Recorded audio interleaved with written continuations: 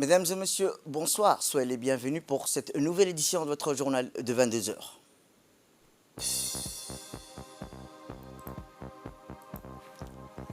À la une dans l'actualité nationale, paix et prospérité et solidarité face aux défis nationaux et internationaux, c'était les vœux du président pour l'année 2024. Toujours dans l'actualité nationale, le chef de l'État a reçu le général des forces de soutien rapide du Soudan.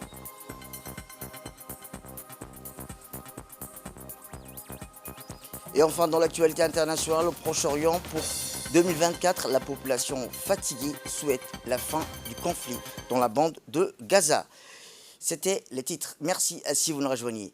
Eh bien, je vous dis dans le titre, le président de la République, son Excellence Ismaël Omar Guelleh, a formé de vœux de santé, de bonheur et de succès à tous ses compatriotes à l'avènement du nouvel an 2024. Puisse cette nouvelle année être un creuset réussi pour les aspirations et les souhaits de chaque Djiboutien et de chaque Djiboutienne, a déclaré en substance le chef de l'État, qui se réjouit que notre pays demeure continuellement un havre de paix et de stabilité. Dans son intervention, le chef de l'État a également souligné que le triomphe de notre pays est allié au double postulat que sont la détermination de notre société à préserver ses acquis phares dans l'unité et la cohésion et sa capacité à s'adapter à un monde où en perpétuelle mutation. Il a en conséquence estimé que sous l'effet de ce monde de plus en plus exigeant, évolutif et compétitif, nous n'avons d'autre choix que de miser sur notre patrimoine humain et sur la dispense de nos écoles, lycées et universités de formation de haute valeur ajoutée. C'est à travers ce prisme nouveau que nous devons davantage appréhender les principaux défis à l'ordre du jour dans notre pays, dont la création d'emplois, appelée à dériver au prolongement de l'initiative personnelle, de la créativité et de l'inventivité. À cet effet, plaidait le président Guelleh, qui est d'avis toutefois que notre développement soit en partie lié à l'état de quiétude et de stabilité régionale. C'est cette conviction qui est à l'origine de l'engagement constant de notre pays en faveur de la paix et de l'intégration régionale, a fait remarquer le chef de l'État. La paix et la quiétude sont d'ailleurs des préalables que nous exigeons pour nos frères palestiniens victimes d'exécutions sommaires, de tueries de masse, de génocide de la part de l'État hébreu qui leur récuse leur droit naturel à disposer de la terre de leurs ancêtres. Ces révoltes du président de la République qui fit état de l'extension du conflit du Moyen-Orient aux portes de Djibouti. Il s'agit là d'une crise nouvelle qui milite dans le sens contraire aux intérêts économiques de notre pays. Nous saurons trouver des modalités de substantion pour faire valoir notre stabilité économique, a indiqué le président Guelleh. A noter qu'à l'occasion, ce vœu de nouvel an 2024, le chef de l'État a eu une pensée particulière à tous ses compatriotes en proie aux souffrances dans les problèmes de santé, les précarités et l'isolement. Ma pensée va également à notre population active qui redouble chaque jour de courage, de persévérance, de créativité afin que notre société puisse vivre en permanence dans la dignité et l'indépendance économique, a dans le même élan affirmé le président Guelleh. Le président de la République, son Excellence Ismaël Omar Guelleh, a enfin rendu un vibrant hommage à nos forces armées et de sécurité qui ne ménagent aucun effort pour garantir la sacralité des biens et des personnes sur toute l'étendue de notre territoire. Avant de réitérer ses meilleurs vœux de bonne année 2024 à l'ensemble de ses compatriotes. Autre actualité nationale dans ce 22 heures, c'est aussi le ministre des Affaires étrangères et porte-parole du gouvernement, M. Mohamed Ali Youssouf, qui a accueilli tôt ce matin à l'aéroport international de Djibouti le chef des forces de soutien rapide, le général Mohamed Hamdan Daglo, dit Hemeti, en présence de l'ambassadeur de Djibouti au Soudan et le directeur des relations du monde arabe. La mission du général Mohamed Hamdan Daglo entre dans le cadre des efforts de médiation menés par Djibouti sous la conduite du président de la République et président en exercice de l'autorité intergouvernementale pour le développement, son Excellence Ismaël Omar Guelleh, pour mettre fin au conflit en République frère du Soudan. Aussitôt accueilli au salon VIP de Djibouti, le général Hamdan Daglo dit Hemeti a pris la direction de la présidence de la République pour une rencontre approfondie avec le président de la République, son Excellence Ismaël Omar Guelleh.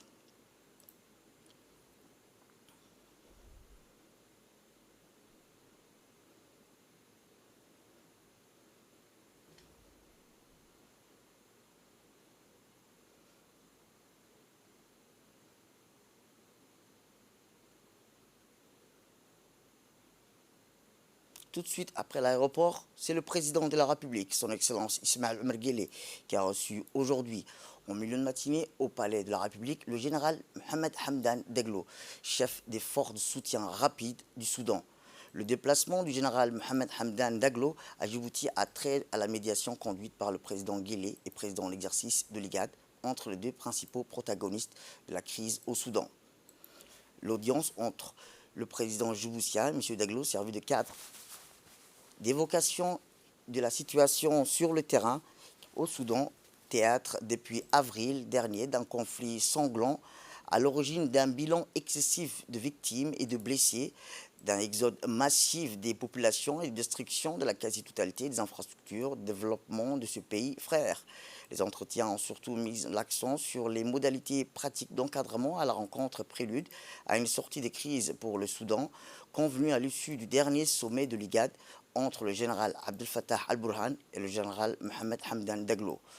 Outre le ministre des Affaires étrangères de la coopération internationale, M. Mohamed Ali Youssouf, l'ambassadeur de la République de Djibouti auprès de la République du Soudan, M. Issa Khair Roble, le directeur du département du monde arabe, Mohamed Douali Walié, et le secrétaire général de la présidence, M. Mohamed Abdillahi Ouaïs, ont pris part à cette audience.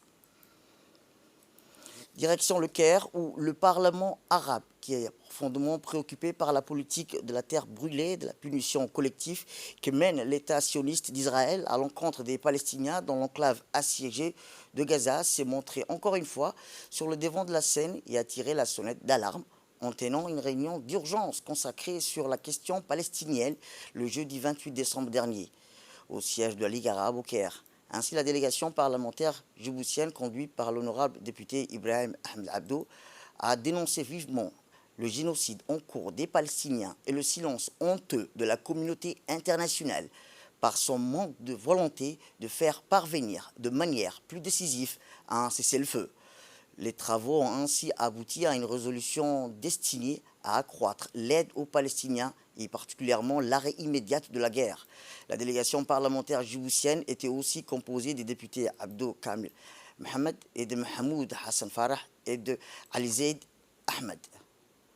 Retour à Djibouti. En bref et en image, suite à l'annonce précédente du ministère des Affaires musulmanes et des biens WARF concernant les préinscriptions pour le tirage au sort en vue de Hajj 2024, initialement prévu le 1er décembre 2023 au 31 décembre, le ministère des Affaires musulmanes a le plaisir d'informer nos concitoyens que la date limite a été exceptionnellement prolongée jusqu'au 15 janvier 2024.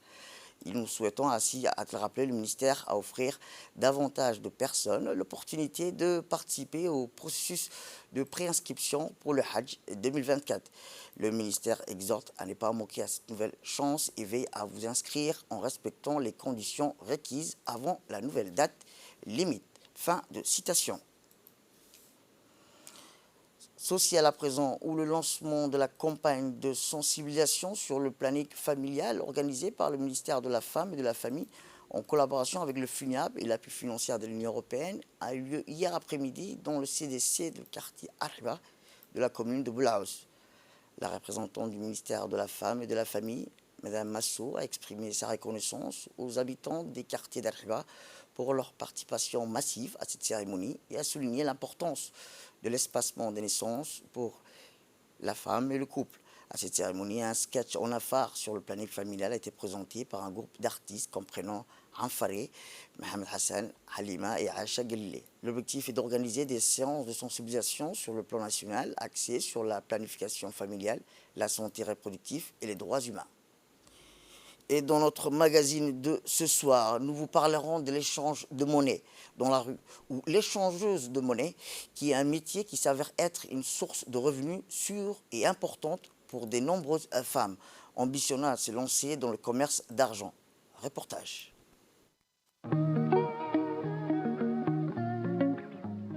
Au coin des rues animées de Djibouti, la capitale, les femmes changeuses de monnaie participent activement à l'économie informelle. Ces femmes voient passer chaque jour des monnaies venues d'ailleurs. Nous allons vous offrir un aperçu de la routine d'une des femmes battantes qui travaille sans relâche pour gagner sa vie et se faisant subvenir aux besoins de sa famille. Il s'agit là de Fadoumo, qui pour des raisons qui nous échappent n'a pas voulu nous donner ses noms complets, mais qui reste tout de même comblé. Un travail décent, mieux que d'être au chômage. Ces femmes travaillent pour gagner leur vie. Installées sur une chaise en plastique, les jambes calées sur un petit marchepied de bois, des dizaines de femmes changeuses de monnaie attendent, seules ou par petits groupes, les passages des clients qui les préfèrent au classique bureau d'échange. Sur la place Rimbaud, surplombée d'une élégante mosquée, Fadoumo et 3 de ses amis officient au milieu des voitures, des klaxons, des échoppes et des passants qui fourmillent dans ces poumons de Djibouti-ville. Un jeune Djiboutien s'approche pour changer des dollars américains. Fadoumo parle et monte, puis extirpe d'un des nombreux compartiments de son sac en bandoulière un paquet de billets froissés qu'elle lui tend. Fadoumo, changeuse de monnaie, nous explique ici que grâce aux feuilles informatives sur les taux d'échange mises à disposition gratuitement et de façon quotidienne par les banques, elle pouvait travailler avec des calculs fiables. En plus d'offrir un emploi accessible, l'échange est un travail sans danger. Et pour ces femmes courageuses et battantes, les commerces de l'argent fait partie de ces marchés informels qui leur permettent de subvenir aux besoins de leur famille.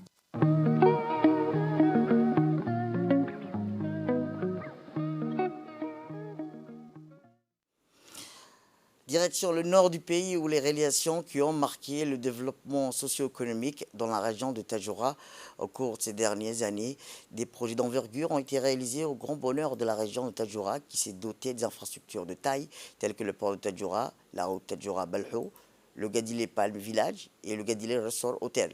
Des réalisations indéniables qui ont changé la donne économique de la région de Tadjoura avec des retombées économiques incontestables en termes de l'employabilité et de la promotion du tourisme, car ces projets d'envergure se présentent dans la région comme solution efficace dans la lutte contre le chômage des jeunes. Cette volonté politique de renforcer la bonne gouvernance et la décentralisation initiée par le président de la République ont contribué aussi à l'amélioration des conditions de vie de la population rurale par les initiatives des projets de couverture sociale tels que le cash monétaire, qui est une parfaite illustration. En matière d'accès à l'eau potable, le gouvernement de la République a également intensifié l'effort en matière de lutte contre la soif à travers la réalisation des forages et des ouvrages hydrauliques afin d'atténuer la souffrance de la communauté rurale.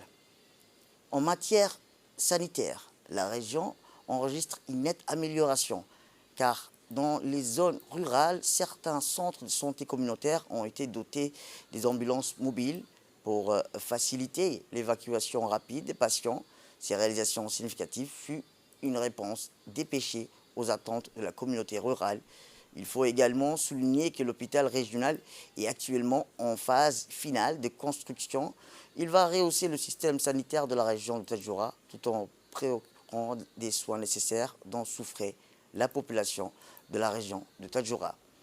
En outre, il est intéressant de rappeler que le Centre de développement communautaire CDC ont vu également le jour dans des localités éloignées. Elle témoigne de cette volonté politique du chef de l'État ayant placé la jeunesse au cœur de son agenda politique pour œuvrer constamment à l'épanouissement de la jeunesse djiboutienne. La pêche n'est pas en reste à Tadjoura car une nouvelle structure équipée des outils indispensables ont été mise à la disposition des pêcheurs de la région de Tadjoura qui leur permet d'exercer leur métier avec aisance. Ainsi, le préfet de Tadjoura a salué toute la grande réalisation concrétisée dans la région de Tadjoura qui découle de la politique clairvoyante et la bonne gouvernance prônée par le président de la République, son Excellence Ismaël Omar Guelleh. Et dans l'actualité internationale, je vous disais, direction le Proche-Orient, exténué par des semaines de bombardements israéliens sur l'enclave, les Gazaouis, qui sont de 2,4 millions à avoir dû fuir leur foyer, ne fêteront pas la nouvelle année le 31 décembre. Ils espèrent la fin des attaques pour l'année à venir. Dans le camp de Rafah, en pleine bande de Gaza, le quotidien est bien différent de l'ambiance des fêtes pour le réveillon du Nouvel An, célébré le 31 décembre. Nous sommes totalement épuisés, nous sommes constamment déplacés d'un endroit à l'autre, partant au froid. Les gens fêtent l'arrivée de la nouvelle année. Nous ne pouvons pas déplorer, a déclaré cette femme. Déplacés à Khan Younes pour la nouvelle année, les Gazaouis à bout de souffle appellent la fin du conflit et j'espère que la guerre prendra la fin, que nous trouverons nos maisons, nos vies quotidiennes anormal, témoigne Ahmed, déplacé de la ville de Gaza. L'Afrique du Sud a dénoncé l'avant au Cour international de justice d'actes de génocide contre le peuple palestinien à Gaza. Et en Afrique du Sud, au moins 21 personnes ont trouvé la mort dans des inondations provoquées par des fortes pluies dans la ville de Ladysmith, dans la province de KwaZulu-Natal, en Afrique du Sud. D'après les autorités sud-africaines, il est possible que le bilan s'alourdit en raison des nombres importants des personnes portées disparues. Ces inondations ont eu lieu le jour de Noël, détruisant environ plus de 1400 maisons. Les recherches sont en cours pour trouver les corps des victimes dans la région. Le porte-parole de la police sud-africaine a fait savoir que l'opération doit se poursuivre. Tout le week-end, 7 membres d'une même famille ont perdu la vie dans cette tragédie. La force des eaux a poussé leur véhicule dans une rivière. Et enfin, dans l'actualité internationale, les Nigériens continuent de déplorer la présence excessive des faux produits dans le pays. Ils ont demandé à l'Agence nationale pour l'administration des aliments et des médicaments de mettre un terme à la présence de nombreux produits contrefaits sur le marché. L'agence a récemment détruit des contrefaçons de boissons, d'aliments emballés, de médicaments et d'articles de toilette d'une valeur d'environ 750 000 $. La tendance à la contrefaçon serait emparée du marché nigérien soutenu des spécialistes ont noté une hausse de faux produits et de consommation imitant des marques populaires. C'est tout pour cette édition. Merci à vous de nous avoir suivis. Restez avec nous pour la suite de nos programmes télévisés et bonne année à tous.